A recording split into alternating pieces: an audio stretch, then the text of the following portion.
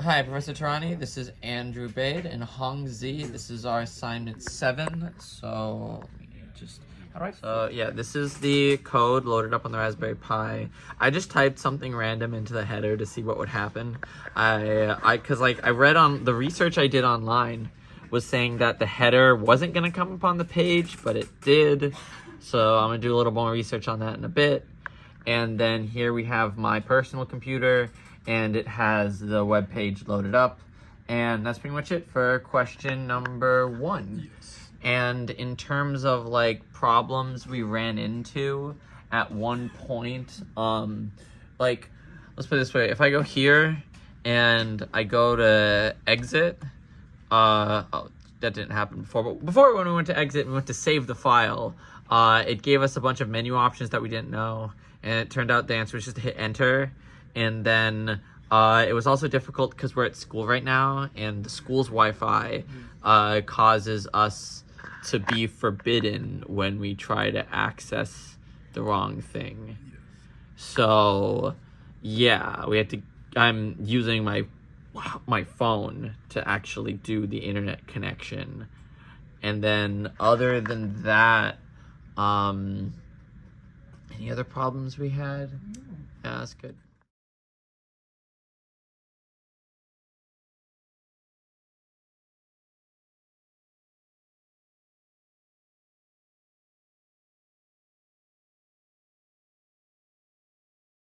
Yeah, so this is question 2. Here's the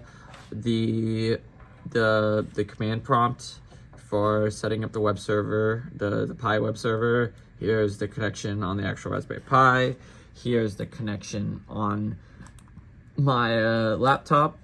Yep, it works. And essentially, if I were to detail any problems we had, the first major issue was that when you there was the pi command. Let me see if I can find it in here. You remember what I'm talking about? Yeah, right here. Which we didn't really know what this was when we were trying to change the owner from Pi to Pi. It's because like your Raspberry Pi was named Pi and this one's named IEEE Robotics. So we figured out that you have to like change the name to itself. I don't know if you're giving yourself ownership, if that's what that means, but like that's what it seems like we're doing. It makes me question whether or not, like, when you set up a web server, does your own system default own it, or does something else own it? I don't know, because I don't know why like you must change the owner. Just that you told us you must change the owner, so we changed the owner. And we figured out that we had to type this instead of what you told us to type. That was like our first big problem. We can basically just find wherever there was errors and talk about it. So, yeah, what else?